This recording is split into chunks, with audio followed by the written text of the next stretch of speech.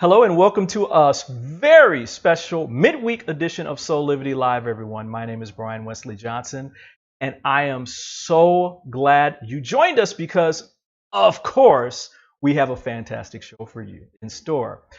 For this special show, we are having an intimate conversation with the publisher and the creative director for Beyond Words Publishing, Richard and Michele Cohn. You see, earlier this summer, we kicked off an exciting new collaboration with Beyond Words Publishing, and it has been no less than amazing. So we wanted to bring them on a special day to learn more about them and get some insights into what Beyond Words has in store in the future for some inspiration. Now, remember, we're going to take your questions live. So post your comments or questions to any of our live chats, and we'll get to some answers for you during the show. So let's get it started, okay? Now, while my guests really don't need an introduction, let's find out a little bit more about them. Richard and Michele Cohn have touched the lives of many people around the world with passion, purpose, and a commitment to living their best life serving humanity. Founding Beyond Words Publishing in 1983, Richard Cohn serves as the publisher and president. Having worked with many first-time authors and projects like The Secret and Hidden Messages in the Water, Richard has established a reputation for producing inspiring, high-quality books that can help make a difference in the lives of millions of readers. He has helped Beyond Words expand as an information and media company, providing DVD, audio, online live streaming, and product distribution. Richard is a treasure hunter, whether looking for the next best-selling book or movie or finding a gem at estate sale. He enjoys an active lifestyle with his wife Michele and spending time with his family and 9 grandchildren. He has traveled and lived abroad and is fluent in 4 languages. He is immensely proud of the company that Beyond Words has become and the recent co-publishing agreement with Altera Books, a division of Simon & Schuster, giving the company strong domestic and international distribution as well as strong foreign rights sales. Michele ASHTIANTI Cohn began her journey at Beyond Words in 2005. Starting out as a part-time sales associate, she quickly rose to the ranks and became marketing director in 2006. Her first big marketing success was The Secret book, published by Beyond Words and Altera.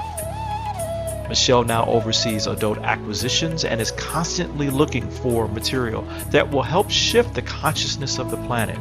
As creative director, she also makes sure that daily life at Beyond Words is fun, meaningful, and filled with purpose. Michele works daily with her husband, Richard, with authors and filmmakers, and has co-produced several films. She is especially dedicated to the reach and touch billions of lives with Beyond Words inspirational spiritual content.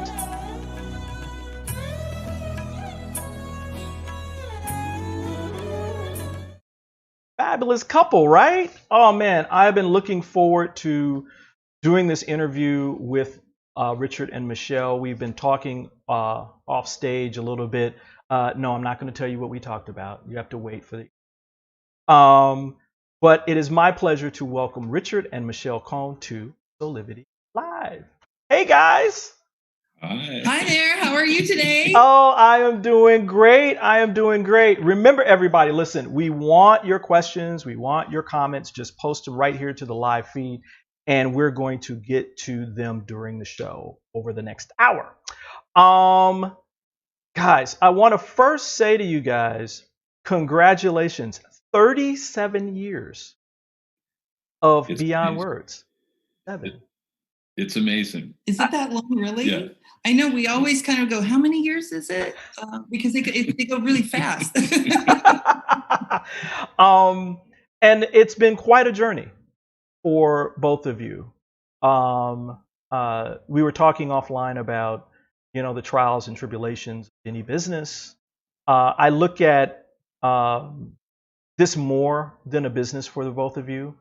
Like Soulivity is for me, this is just not something that you do. It's in part who you are. Am I correct about that?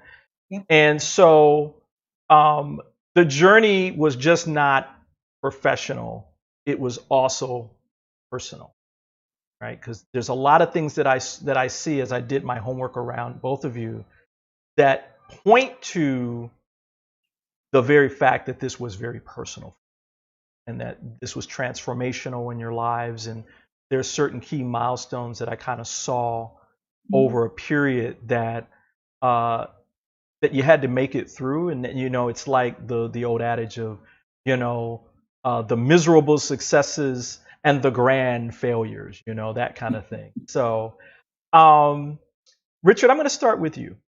And as with anything, as I've learned from my father and my father's father around context, right? You put everything in context so everybody's okay. Okay, we all agree where we are, and now you fill in the blanks.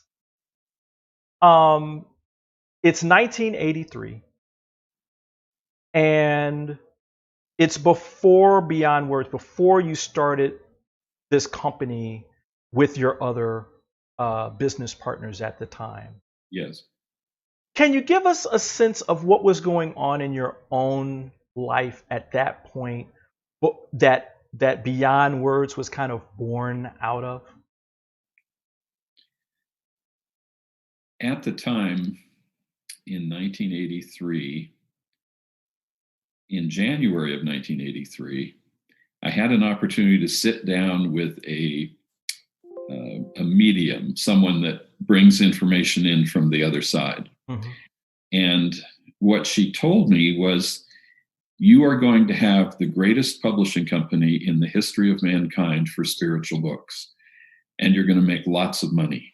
Does that please you? And publishing was not something that ever had occurred to me. And I said back to her, I have food on my table and a roof over my head. I'm enjoying life, but to do something just to make money is not something I would do. Right. And she said, that's a very precise teaching, because when you do things to make money, when money is your sole motivator, you will attract money, but it'll go out away from you as fast as you get it. When you do things for other reasons, for a higher purpose, then you become a magnet and the money can't stay away. And so at that time, a few months later, I forgot about what was told to me. And I was living, as I said, in Hawaii, and I was manufacturing. I had a natural vitamin company, and I had a T-shirt company, and I was doing things that were fun, and I didn't make any money, but I just continued doing them. And then in August of 1983, I got a phone call, and it was a National Geographic photographer who was taking a morning meditative walk in the hills above Honolulu. And he said to me on the phone, I heard a voice on the street, and the voice said, call Richard Cohn and ask how he can help you publish your book. And I thought to myself, I didn't know what to say. I thought, like, what the heck are you talking about, man? Exactly. And, I'm selling T-shirts, and But I thought maybe I should pay attention a little bit. If God was sending a message, I didn't want to be the person that later in my afterlife, God says, well, I tried to give you this great opportunity, and you didn't even do anything. So I said to the photographer, whom I didn't know, but he found my name through his sister, who knew the woman that I was dating at that time. And so that's how he found me. And so I invited him over, and he showed me his photos of the island of Molokai. He had taken 20 years of photographs, magnificent work. Wow. But I didn't know what to do with it. And so I said to him, I have some experience in business, but if you can find a real publisher, I'd be happy to talk with him or her, and together maybe we can do something. And so he came back 2 weeks later with a real publisher. And the windup was that we formed a partnership to do his book, as well as another book that the publisher brought to us. And that was Bob Goodman. And that man was named Bob Goodman. He was also a photographer, and he had worked with Jacques Cousteau. Yeah, I know. Yeah, and, I've seen it. Well, us that remember, yeah. And he Undersea World of Jacques Cousteau. And he did a book called The Australians. He did a book called The Hawaiians. He had done a lot of projects, and so Bob brought a layer of expertise to the partnership. I helped to raise the funding, the money to do the projects, and the first book that we published was called Within a Rainbowed Sea, and it won every award a book can win. It won the finest printed book in the world that year. It won the best photography of the year at the New York Art Directors Show, best book design. It just all kinds of international awards. And so we created magnificent works, but I didn't know what I shouldn't do. And so Now, do you think, you know where I'm going with this, right? See, you're already smiling. Both. It's funny how you can know just enough to be a success, but also just enough to be dangerous and can crash and burn. We'll get to that part in a minute. Your first book. I mean, everyone, I want everybody to understand this. You had never done this before. No. A stranger came up to you and said, I was led for you to publish this book or be a part of it. And not only did you have to learn how to do that, but out the gate, it was a huge success. I mean, it won 11 awards at the New York Art Directors Show. It was named the most outstanding book of the year by the Printing Industries of America. I mean, these are not small things, right? You're a big deal. I think within 4 years that it sold something like 52,000 copies. And this is and just to be clear, this isn't a regular paperback book. At this time, you were selling coffee table books, right? Yes. These are high-end, high dollar, Yes. what you put out on your coffee table, and people come over and, oh, what's this? And they start thumbing through it, that kind of deal. So for it to be that level of success, what was it like for you when you actually, first of all, what was it like for you when you got the copy of the book? And then secondarily, what was it like for you to have that level of success immediately? I mean, it was the first year. It was, I want to step back just to where we were laying out the photography with the designer and the photographer on our living room floor. We were living in an apartment. And, Gotcha. Can I make one thing clear? Yes. Richard and I was not part of Richard's life then. Yes. Richard was married to his other business partner, Yes. and her name is Cynthia Black. Yes. So I want to honor Cynthia with that as well. Absolutely. Thank you for that. Thank you for bringing that in, because she was part of your life then and was Right. highly supportive of everything that you were doing. Absolutely. Then. Yeah. So I knew nothing about publishing, but I was sitting there, the designer and the photographer were talking, and I saw all these photos, 4x5 photos sitting on the floor, and I started to arrange them. And I just laid them out. And then the designer looked at them and he said, "What are you doing? And how did you know how to do that?" And I said, I don't know how to do whatever it is that I'm doing. I'm just doing this from my heart. I'm doing it intuitively from my soul. And so when we started to work on the book, there were people that came to us that were the best in the industry, whether it was the designer or the topographer or the editor or the printer. They were the top at their game.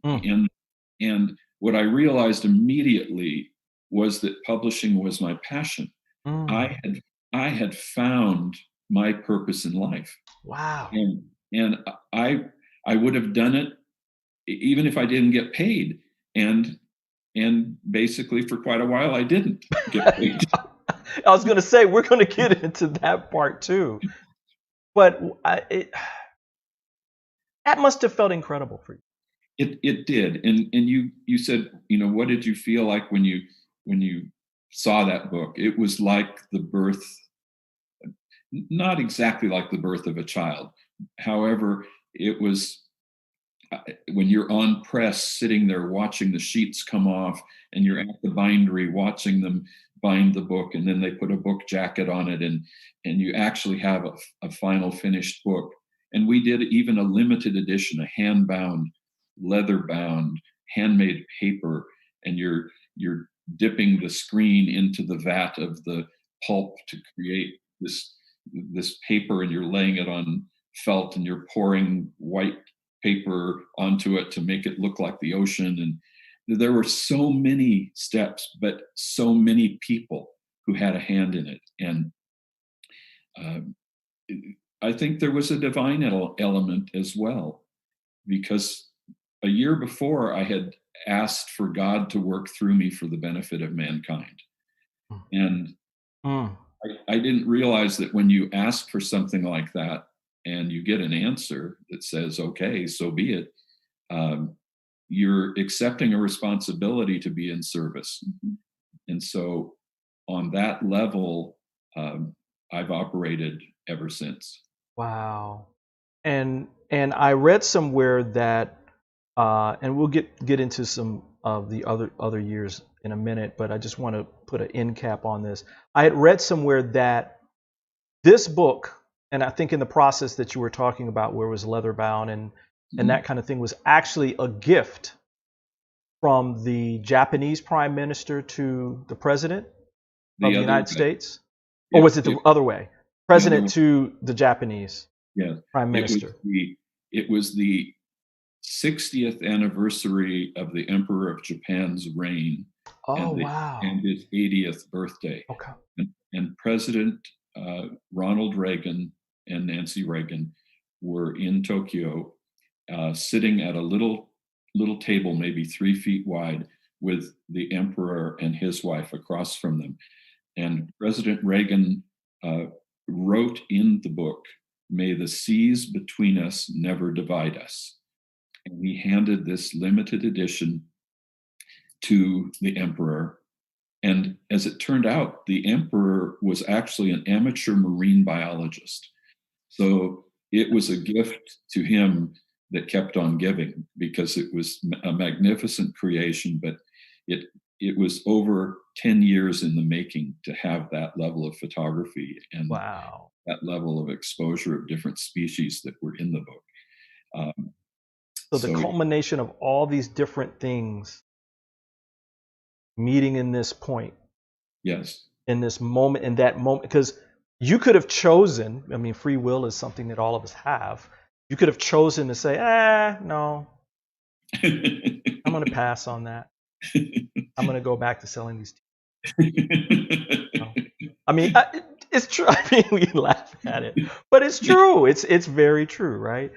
Now you had this huge success, and then shortly thereafter, Things weren't going so well for No. Beyond Words for a while. Again, I do my homework.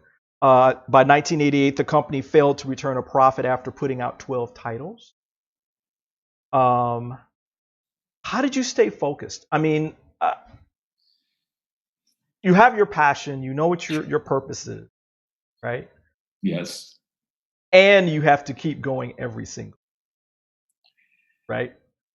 How did you stay focused in the midst of this challenge that's in your life, this quote unquote obstacle?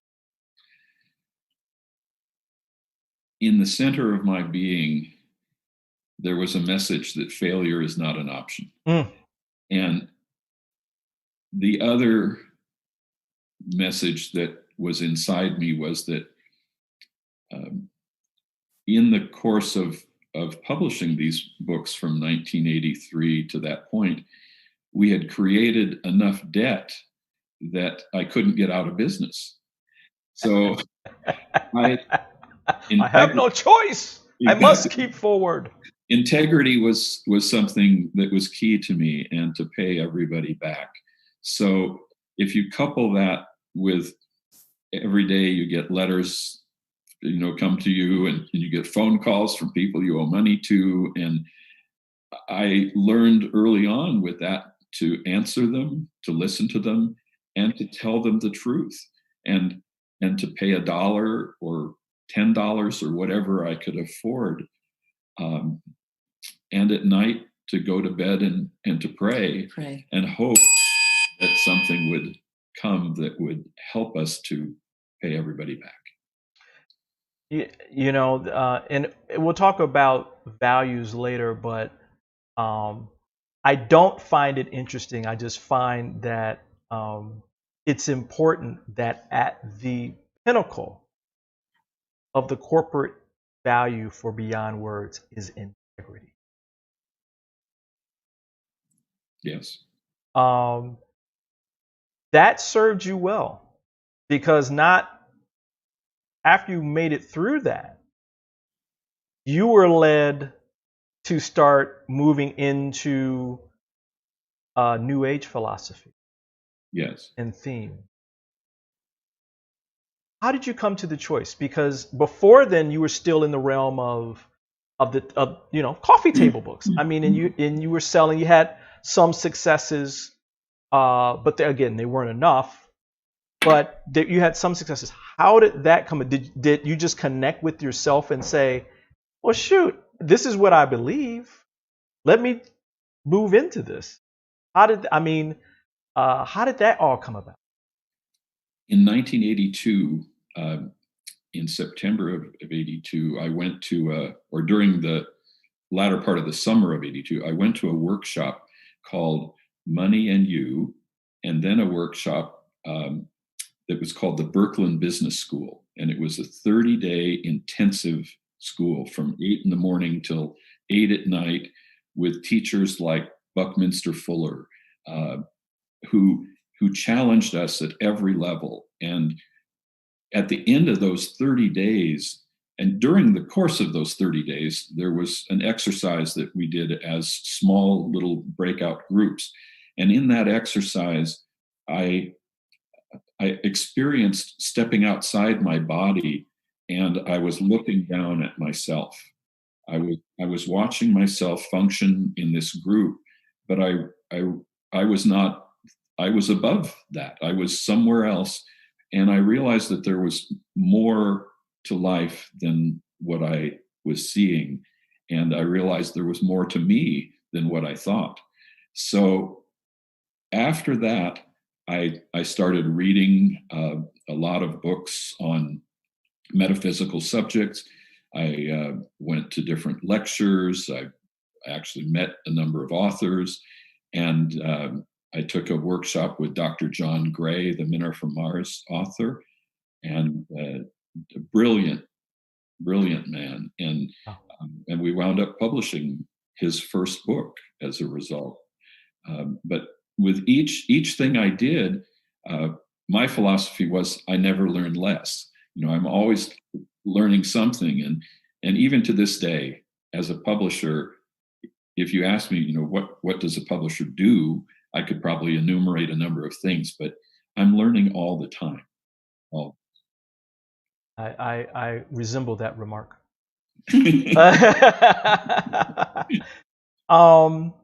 Michelle, I want to turn to you because as John was talking, I'm always reminded when I hear the stories of couples, and one important aspect of that story is what was going on in lives before you, right?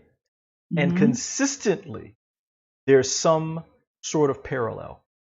Maybe not the exact same story, there's a parallel there. So can you tell me what was going on in your world prior or even around this time, like before you came into Beyond Words, and the triumphs and the challenges that were going on?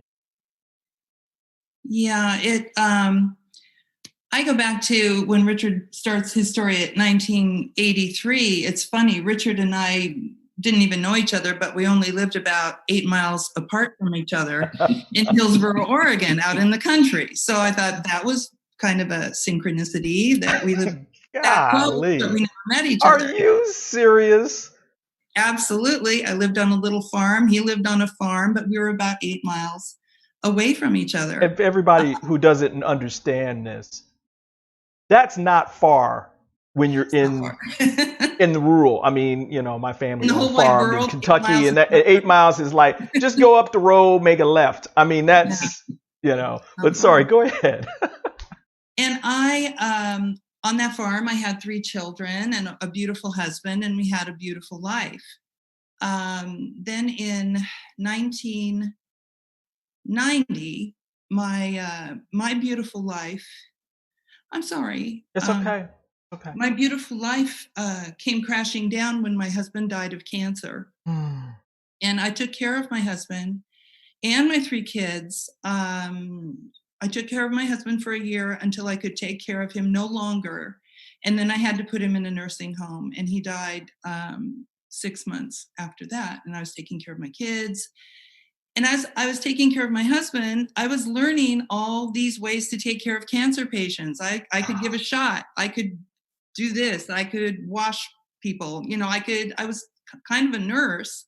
I was a nurse, but I didn't have the formal training. So after my husband passed away, I became, I went into cleaning houses because I could clean houses during the day while my kids were in school, and then I could be off at 2:00 when they got home. So God bless Merry Maids. I'm going to put it out there. They hired me. They gave me the freedom to work and to be with my kids after my husband died. Then I saw how much money Merry Maids was making off my work. I went off and started my own company. Then I started making money because I was doing it for myself. But what happened You are a wise woman. Wise. And I was a lot skinnier too, because I was cleaning like 2 houses a day. Then what happened was I was with these really nice people. They were older. As I was cleaning their houses, they started to confide in me, and they'd ask me to be with them more. And then I started becoming like a personal assistant for them.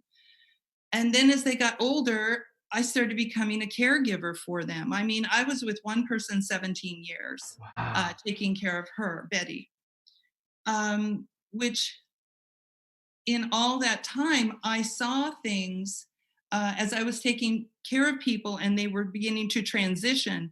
Things would happen around their homes, like pictures would become askew.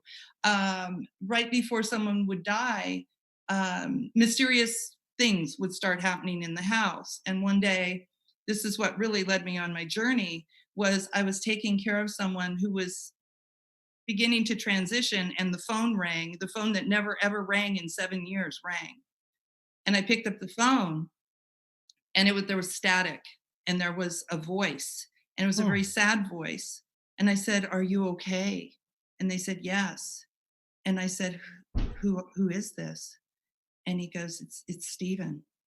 And I'm like, who's Stephen? And then all of a sudden, click, the line goes dead. I sat there for a moment, and I realized the phone that had never rang, and it was her husband calling me from the other side while she was in her transitioning. I got off the phone, and I walked to the window, and I said, there's more to life. There's more to life than what I know. And that's what started me on my journey. So then as a caregiver, my friend said, there's a bookstore, a book publishing company where they sell metaphysical spiritual books, 80% off. And I'm like, I'm always in for a bargain or a deal. So I go there with my friends. I'm loving this story, by the way. This is wonderful. And I go into the warehouse where it's filled with books. And there's this man standing there. And he sees us. We were all very pretty girls too, I must say. Of course. And 3 pretty caregivers come in looking to buy books. So he was like, yes, I've got the wind up of that meeting was I found out that Richard's mother was 89 years old and needed help. But she wasn't ready to accept help yet. Right. So I filed that away in my future job file here. And I bought an armload of books, and I paid for them, and I took them home. A month later, I came back to Beyond Words, and I said, how's your mom doing? She still needs help, but she doesn't want anybody taking care of her. I bought another armload of books. This went on for about 8 or 9 months. And I'd come back once a month, and I would buy an armload of books, take them home and read them. So that I was educating myself, just like Richard said, he started reading. That's when I began meditation. So after about 8 months, I had read every book that Beyond Words had published so far. And she was the only person. I'm the only person that's ever read all the books. From Beyond. And what year was this? This was back, gosh, I started working. 2002, maybe? I think maybe 2001 we met. Yeah. Wow. And then 2002, I went in, and there were no more books to buy. I was like, how's your mom doing? He goes, she really needs your help. And that started in 2002. I started a journey with Richard's mother, and I was her caregiver for 3 years. And we were actually with her the day she died, the day she passed. Wow. So I mean, I have more. I don't know how much more of this story you want to hear, but that's how we met initially, was when in the Beyond Words warehouse. I was a customer, and he saw someone with cash. And after my mother passed, Michelle came to the office one day to check on to check on how I was doing. Yeah. And my late business partner said to Michelle, what are you doing? And she said, well, I'm looking for work. I'm looking for another client to help. And she said, well, why don't you come work here? And Michelle said, well, I don't work in an office. And she said, well, and Michelle said, I take care of people. I take care of people. That's what I do. And Cynthia said to Michelle, well, why don't you come take care of our customers? We have 5,000 of them. And so I was just like, I get to take care of 5,000 people. Oh my God, it's a dream come true. So she said, call Richard. And I called Richard, and I said, hi, Richard, it's Michelle. And, Cindy said, see if there's any work of Beyond Words. When he goes, why don't you start tomorrow? I said, tomorrow? And I started at Beyond Words the next day after that. Wow. And Beyond Words was so gracious. I still had people that I was taking care of. And I told them that I would not leave them until they transitioned. And so about the first year, I worked part-time. So I'd go to Beyond Words, then I'd go take care of my people, then I'd come back to Beyond Words. And then after everyone passed, then I became a full-time employee in sales. I was the salesperson. You did so much more. I get it. You had to put you somewhere, but I get it. The salesperson. Well, listen, let's take a quick commercial break. And when we come back, we're going to pick up where we left off here. And what I'd like to do is make this turn into, beyond words, making this huge leap into the stratosphere of success with a little book called The Secret. I think you guys know about it. So we're going to take a minute and we'll be right back with more with the Cohns. Some people have a posture in which the shoulders round. Some people have a belly that came from long hours working in a computer, driving, grabbing your baby. The posture changes with your lifestyle. So we have to reprogram our posture in order to have a better lifestyle. So what is important here to know? Our work, the house of our body, with the roof here, the diaphragm, with the belly floor that is the ground, and the whole core muscles are the walls of the house, have to work properly in order to have a good posture and a good movement. Watch Body Fit with Alexa Marine every Monday and Thursday at 9 a.m. right here on Soulivity TV.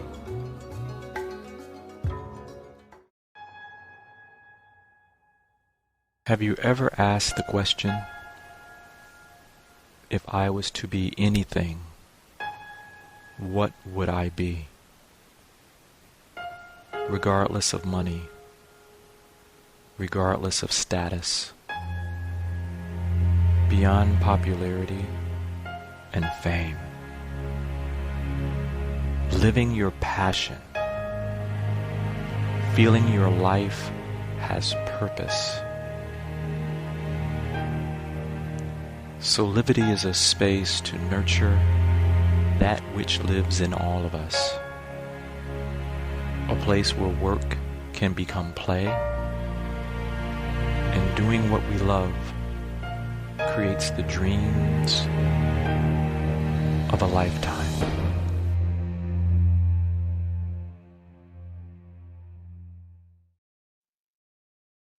All right, we are back with Richard and Michele Cohn, and gosh, your stories together. We were just talking offline. We're always talking. Old friends, about how your two stories were running parallel, and there were some threads that were there, but then this full connection came in. Michele, once you were going to the bookstore, buying up all their books, reading everything, which, I mean, you would make the perfect person to do what you were going to do, which was take care of the customers. Mm-hmm. And Richard, at this time too, Beyond Books was on this ever increasing path of success. Let's fast forward to when, Michele, you became the creative director. Was it creative director first, or was it marketing director, or was there an intermediary in between? What happened was I was the salesperson and doing a great job, I must say. Of course. And I kept getting I'd call stores and they go, have you heard about this movie it's called The Secret? Do you know anything about it? No. But then I would tell Richard, I said, people are asking about this film and we'd never heard about it before. So then the story comes in where Rhonda Byrne actually contacted Beyond Words. Do you want to tell that part of it? So now I'm still the salesperson, but then Rhonda calls. So what happened was that in the movie The Secret, there is a woman named Marie Diamond. Mm-hmm. And my late business partner and I had hired Marie Diamond. We didn't know that she was in the film. We'd hired Marie Diamond to feng shui our house. And so she I love it. And then as she left, she gave us a gift of The Secret DVD. And we watched it that night, and we both looked at each other and said, if this is not a book, it needs to be a book. And so the next morning I called Marie Diamond and I said, do you by any chance have a phone number for Rhonda Byrne, who produced the film? And she said, well, I have a cell phone for her, but she's from Australia, so I don't know if you'll be able to reach her. So as soon as I got the number, I called. Right. Rhonda Byrne was in Santa Monica that day. And I said to her, I'd watched the film and I wanted to talk to her about the possibility of doing a book if there wasn't one. And she said, I've been waiting for your call. And I said, well, how are you waiting for my call? You don't know me. She said, I do know you. I've been approached by several New York publishers. I knew they weren't right. I know you are right. Can you fly down to Santa Monica tomorrow and let's talk? So what year was this now? This was in 2006.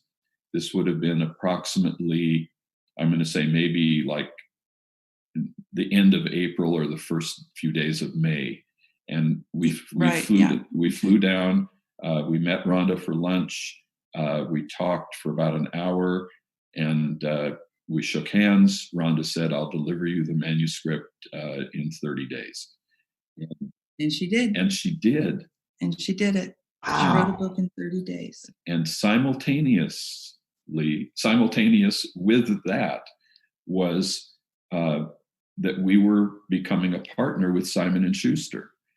And our partnership with Simon & Schuster happened effective July 1st of 2006. And the first book we brought to them in our partnership was The Secret. So I just want to hit a pause button because I definitely want to get into, Michele, your involvement in this. We're kind of talking about this offline. Mm-hmm. And I want to make sure that everyone out there takes in everything that both of you have just said in terms of all these pieces moving in synchronicity. It's puzzle pieces, just puzzle pieces. Yeah. All the two of you knew was the purpose of what you wanted to do with Beyond Words and the energy that embodied that. Absolutely. And these other pieces out there, which includes companies and people and all that, moved and shifted because themselves, those entities, moved in alignment with where you were as well as where they were, and you guys came together. Mm-hmm. Right? So this is not like, oh, well, this is just happenstance. It's like, no, everybody was in alignment with each other, and that you can't control all that. All you can control is your energy. Right? Okay. Mm-hmm. So Michele, we talked about this offline because, as I said before, I do my homework. And as I read interviews and stories and all this kind of stuff about The Secret, your name comes up, but the story with your name never comes forth. I know there's a story there. Would you tell us that story? Sure. All right. So after Rhonda called, and the book deal was made, we were invited to go to a film festival for the movie. Mm-hmm. That was Squaw Valley? In Squaw Valley. Squaw Valley. Oh, wow. Okay. Cindy and Richard and I went to that premiere of The Secret in Squaw Valley. And on the way back, I was sick because I had a chauffeur's license. I was driving the car back to the airport. What a but life. The person we had in the back of the car was Bob Ranone. And Bob Ranone was he was the CEO of Rhonda's company. Oh, okay. And so as I'm driving, we're making, we're talking about The Secret, we're talking about everything. And all of a sudden, it was just decided as we're driving that Beyond Words would be the distributor of the film. the exclusive distributor of the film The Secret. Wow. So we're driving and we get to the airport, and then all of a sudden we needed a marketing director, and Beyond Words didn't have one. So Richard goes, "You're the marketing director now." So I became the marketing director, and that's when it started. We started the buzz about the film. I'd call bookstores, because then everything was telephone. Oh There yeah. was emailing then. Have you heard about this movie? Have you heard about this movie? Have you heard about this movie? And I remember one day somebody wanted to purchase some movies, and I said, we weren't distributing then. We didn't have anything in stock. And I came back to Richard and I said, Richard, I have people that want to order the film. Can we order some of the movies so we can sell them? He goes, sure. I said, well, how many can we order? He goes, how about 50? I said, 50? 50? I go back to my desk, and like 5 minutes later, I'm back. Richard, I sold them all already. I said, we need to order more. How many can we order? He goes, well, why don't you try 50 more? And I'm just like, oh my God. So as the week progressed, it went from Richard letting me order 50 to letting me order 100 because he was conservative.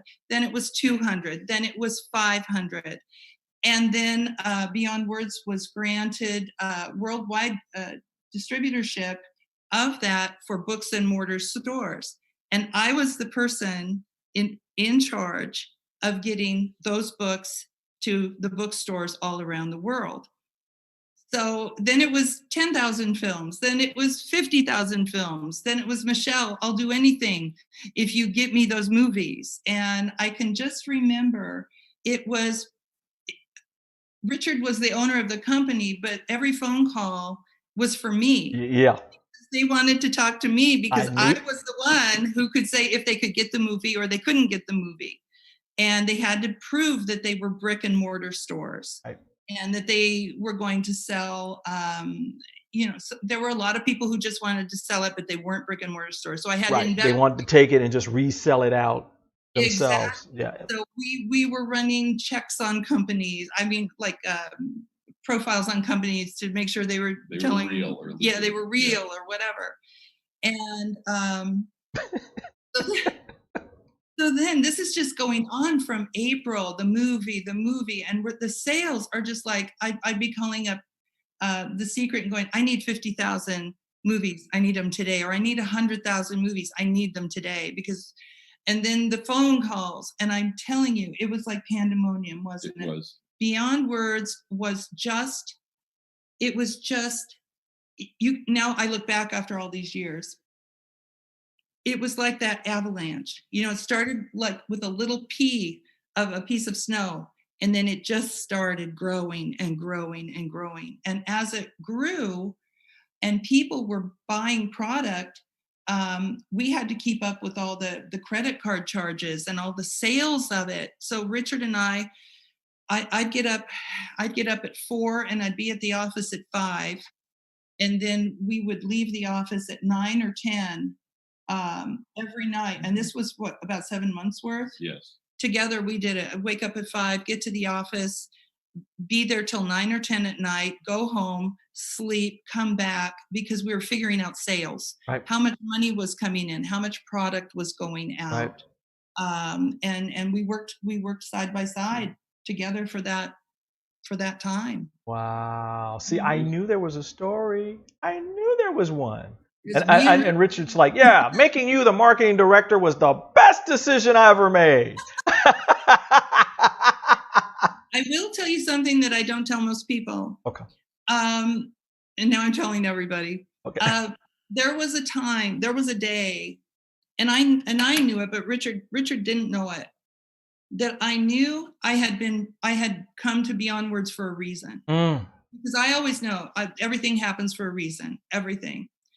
And the reason that I landed at Beyond Words was I was there to help Richard. I was sent to help Richard. And one day I went into Richard's office and I told him that. I said, Richard, I need to tell you something. And he's like, you know, he used to do 2 phones on his ears like this at the same time he's talking to people, and he put down the phones. And I said, Richard, I've been sent here to help you. And he just looked at me like, what are you talking about? And I literally fell on my knees and I looked at him and I said, I have been sent here to help you. You only. I have been sent here to help you.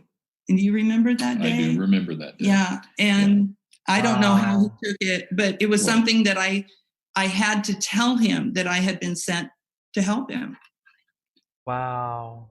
Wow. I have said to Michele that if God sends angels to earth, they have to let go of their wings and they have to forget that they were angels. But it's still, for some people, it's easy to recognize an angel unawares. And I think at first when Michele said that to me, I was kind of in shock. And then as I thought about it, I recognized that I had been blessed here. This was someone who was unlike any, she wasn't just an employee or just any person. This was a very special, very unique, caring, loving human being that was here for a grander purpose than what anyone would have thought. Wow. Well, it's obvious. It's obvious. And I see the two of you together. You know, I know we're running short on time. I want to keep this thread kind of going, because I'm thinking, as I think about this, you guys have worked together for a while now. We're together 24/7. I call it year after year after year after year. And I know, just like with my folks who are, you know, work together, they have a practice together, not like, oh, well, you see your people, you know, they're like this. Mm-hmm. Yeah. How do you make it work? What are some of the things that you guys do for the two of you to keep you grounded in the depth of your relationship? I think one of the keys for me with Michele is that I listen to her. That there are times for all of us as human beings when we either are ecstatic or we're sad or we're under stress or we have anxiety, or that we, as humans, we go through all these levels of emotion. And the other thing is, I don't try to fix her. Because I've, you know, as a man, the moment somebody says a problem to us, we have a solution. And so at first I would say, oh, you've got this going on, no problem. Right. Just this and this and that. Well, that's not what she wanted to hear. She wanted somebody to have compassion, somebody who cared, somebody who loved her, right, who would listen. So now I don't try to fix anything, right, when it comes to Michele. It's a little known secret. Men try to hide it, but we need some of that too. We try to hide it like we're okay. Oh yeah. Oh yeah. That's a whole nother show, right? Absolutely. Michele, what about you? What are some of the things that you feel that you guys do that keeps, you know, this? I mean, because I feel the intimacy between you two, right? And I love my mother and father's definition. It's like, into you I see, you know, intimacy, into you I see, right? So I see you in me and you see me in you, you know, kind of like Avatar, you know, I see you, that beautiful, I see that between the two of you. What are some of the things that you feel that you feel like on a consistent? First of all, Richard and I are both Tauruses. We have the sign, and we are very much alike. And so when he says something or he does something or he's stubborn or he sees something beautiful, I have those same traits in myself, and I can recognize those traits in him that I have in myself. And so I can either fight with those traits or I can accept them because he is basically acting like me because we're very much alike. Right. So I can either choose to fight with myself or just get along. You know, I can fight with Richard and be stubborn, or I can embrace the fact that Richard and I, like I said before, I was here to help Richard. And I came here to help Richard. And Richard had a publishing company. But in the years that have followed, I realized the reason I ended up at the publishing company is my agenda is to get the word, the spiritual messages that Beyond Words books have out to the millions and billions of people on this planet. And looking back, who better than a publisher to help you in that work? So together, I think we complement each other, and we work. I like working. I've been working since I was 12 years old. I work. That's what I like to do. And Richard likes to work too. Yeah. He likes to work more than me. I mean, I can't even keep up with him. We both like to work, and we both have the passion, and we both have the same interests. And so it's just so complimentary, and it's fun. It's fun. I mean, there's hard times, trust me, where things happen, but we're able to sit down and not fight about it. We can sit down and talk about it and find solutions. So he's a great partner, and he's a great business partner as well. And we just really get along. And you guys recognize that in each other, and you give each other what you need in the way that you need it, right? Way that the other person needs it. They can hear it, and they can, we were talking about earlier about that family means a lot to both of you. And I read you got some grandbabies out there. And I said I could not do this show unless I let you guys say hello to the grandbabies. So what are their names? You did it. There's 6. So to David, Charlie, Aaron, Willow, Noah, and Gabriel. Hello from Grandpa Richard and Grandma Michelle. And then we have Benjamin, and we have Reza, and we have Jackson, and we have Maury, and then we have a little foster grandchild. He's not adopted yet, but he's my baby, and his name's Little Jackson. And then we just found out that we're going to be grandparents again. Oh! We're going to have a little girl. This is number 11, and her name is going to be Piper James. Wow. Well, I can't wait to meet you, Piper James. Welcome to the party. You're coming to a swell shindig. This is a good, hey, I'm trying to figure out how I can get in there. No disrespect, Mom and Dad. This is just a different party.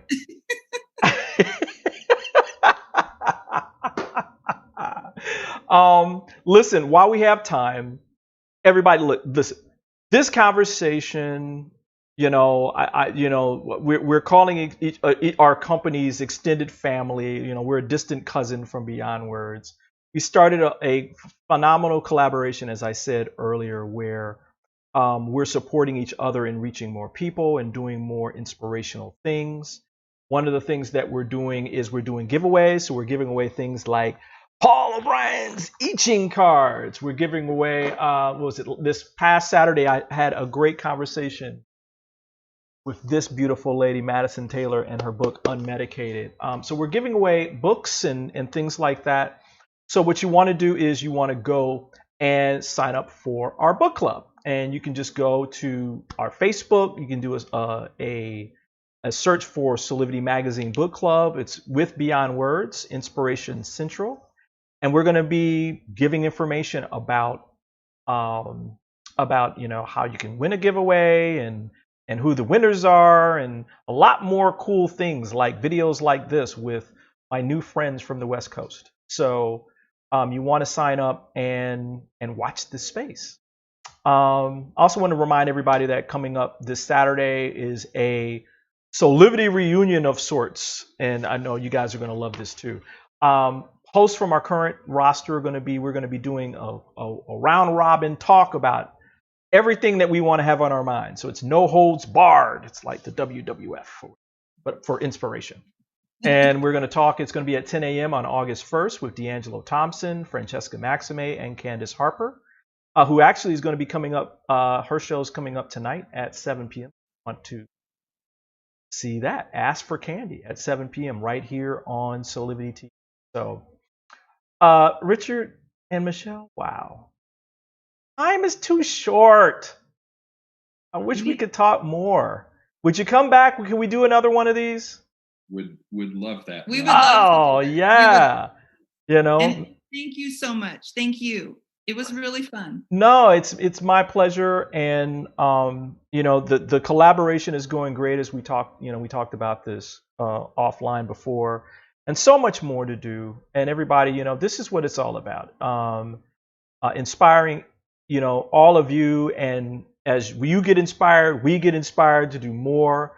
It's about service. It's about passion. We talked about, you know, one of the corporate values for Beyond Words, and I think we share this, in that living your passion is vital. Not something that, you know, you can try to put it off, but it's always going to be there in the background. It will not be self-fulfilled until you start living your passion. So listen, on behalf of myself, Richard, and Michelle, thank you for joining us. And as always, I'm wishing you great passion, great, you know, living your purpose, and a fantastic life, living your best life today. Thank you, and hey, I'll catch you on Saturday, everybody. Thank you. Soulivity Magazine brings you the best in inspiration on All right, we're going. TV. We're out. Check out our new shows.